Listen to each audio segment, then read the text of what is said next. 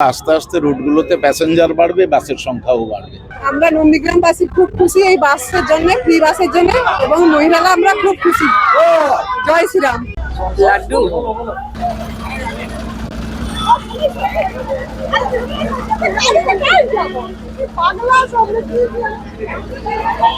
মেয়েদের ফ্রি বাস চালু হয়েছে, আমরা খুব আনন্দিত।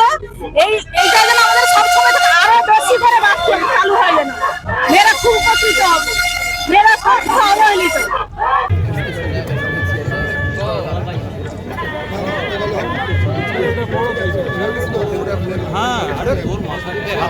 প্রদীপ প্রজ্বলন হয়েছে।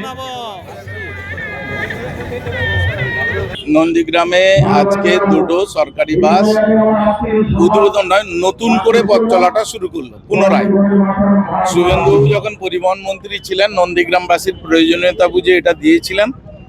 পরে 1956 এফেক্ট, সেই এফেক্টে বাস দুটো বন্ধ হয়ে গিয়েছিল, তো বুঝতেই পারছেন। তো এখন আমরা শুধু নন্দীগ্রাম শুভেন্দুর হৃদয়ে রয়েছেন এবং নন্দীগ্রামের প্রয়োজনীয়তাটা তিনি প্রতি মুহূর্ত, মানুষের কি প্রয়োজন সেটা প্রতি মুহূর্তে তিনি অনুভব করেন।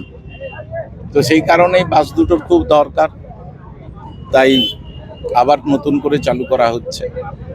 বাসের সংখ্যা বাড়বে, মানে যদি আমরা শুনুন, প্রথম কথা, গোটা রাজ্য জুড়েই প্রচুর নতুন রুটে বাস দেওয়া হয়েছে। পূর্ব মেদিনীপুরে ইতিমধ্যেই এগরা, পটাশপুর সব জায়গা দিয়েই স্টেট বাস দেওয়া হচ্ছে, কিন্তু আমরা আবারও বলছি রুটগুলোকে ভায়াবল করতে হবে।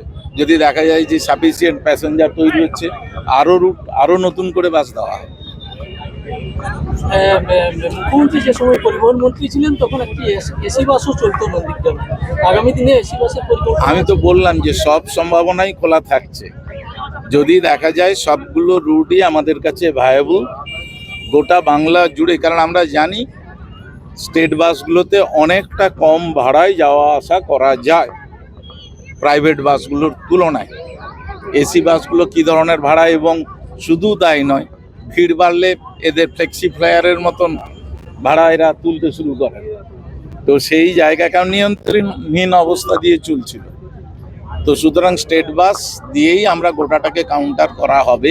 প্রচুর নতুন বাস কেনা হচ্ছে, কিন্তু আস্তে আস্তে রুটগুলোতে প্যাসেঞ্জার বাড়বে, বাসের সংখ্যাও বাড়বে। দাদা, বিগত দিনে তেরোপিক্ষা থেকে এবং সোনাচূড়া থেকে দুটো রুটের দুটো গাড়ি চলতো, ওর জন্য কি ভাবা হবে আগামী দিনে? আমরা আবারও বলি, সবগুলো রুটই আমাদের মাথার মধ্যে রয়েছে, পুরনো রুট, কিন্তু আস্তে আস্তে সবগুলো রুটেই বাস চালানো। কারণ সবই বাসগুলো লঞ্চঝড়ে অবস্থায় ছিল, দীর্ঘদিন বাস কেনা হয়নি। আমরা নতুন করে বাস কেনারও ব্যবস্থা হচ্ছে এবং সব ধরনের রুটেই আমরা চালানোর পরিকল্পনা মাথায় রাখছি।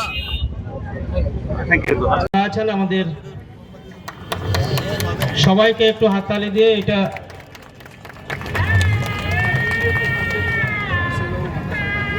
প্রদীপ প্রজ্বলনের মাধ্যমে অনুষ্ঠানের মেয়েদের ফ্রি বাস চালু হয়েছে, আমরা খুব আনন্দিত।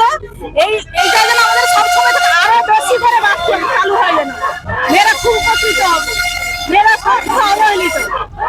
আমরা নন্দীগ্রামবাসী খুব খুশি এই বাসের জন্য, ফ্রি বাসের জন্য, এবং মহিলারা আমরা খুব খুশি। জয় শ্রীরাম।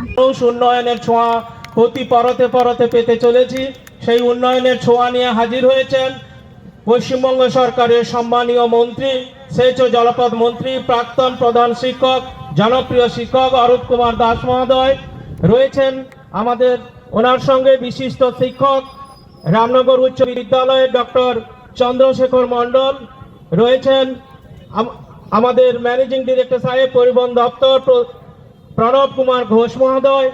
মঞ্চে আহ্বান করব আমাদের